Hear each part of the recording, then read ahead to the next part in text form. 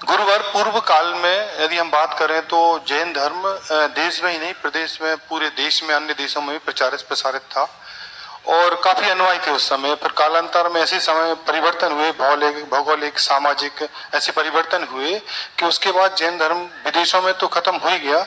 उसके बाद यदि भारत की भी बात करें तो कुछ प्रदेशों में जैन धर्म के अनुयायी हमें नहीं मिलते हैं। परंतु गुरुदेव पूर्व में जो हमारे जो जैन धर्म के अनुयायी रहे हैं, उन्होंने जो धरोहर को संजोया है वो आज भी भूगोल के माध्यम से या शास्त्रों ग्रंथों के माध्यम से हमें प्राप्त होती है। और कहीं कहीं देखा जाता है उपेक्षा का शिकार भी होती है, उपेक्षा का शिकार भी होती है कहीं कहीं धरोहर हमारी। तो गुरुदेव मेरी जिज्ञासा और ये है महाराज जी कि किसी भी धर्म संप्रदाय या विचार को जिंदा रखने के लिए क्या चीज ज्यादा जरूरी है, या उसके अनुयायी अथवा उसकी धरोहर? गुरुदेव नमस्ते। गुरुदेव देखिए, मैं तो ये कहूँगा कोई भी धर्म, संस्कृति या परंपरा तभी तक आगे बढ़ सकती है जब तक उसके अनुयायी हो। आचार्य समंतभद्र महाराज की यह उक्ति इस संदर्भ में बहुत प्रासंगिक है। न धर्मो धार्मिक बिना, धार्मिकों के अभाव में धर्म नहीं हो सकता। तो हमें और बातों के साथ अपने अनुयायियों के ऊपर पूरा ध्यान देना।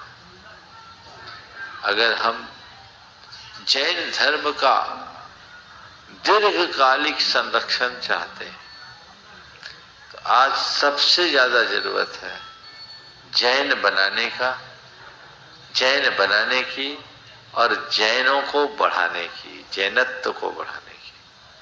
हमें इस मिशन पर बहुत तेजी से काम करने की जरूरत है और इसमें पहला प्रयास हमारा ये होना चाहिए कि हमारे जो जैन हैं वो ही अगर धर्म से विमुख हो रहे हैं तो पहले हम उनको स्थिरता दें।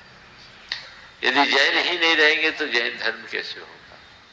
अभी हम भगवान महावीर के 2550वें निर्वाण महामहोत्सव को संपन्न करने, ये बहुत ही गौरवशाली क्षण है।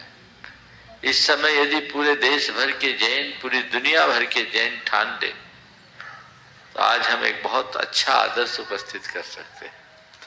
जैन धर्म को व्यापक पटल पर प्रस्तुत करके हम जन धर्म के रूप में स्थापित कर सकते हैं। इसके लिए आवश्यकता है जैन धर्म की युगानुरूप व्याख्या और विवेचना करने की, आम जनों के साथ सही संवाद स्थापित करते हुए ये बात सिद्ध करने की कि जैन धर्म कोई कठोर धर्म नहीं, जैन धर्म सबसे सरलतम धर्म है और इसकी आज सारे संसार को जरूरत है। इसी से ही शांति और सद्भाव प्रकट हो सकेगा। हम खुद निष्ठापूर्वक जैन धर्म का पालन करें और उसके साथ औरों को यदि प्रेरित करें तो ये हमारे लिए बहुत बड़ी उपलब्धि बन सकती है।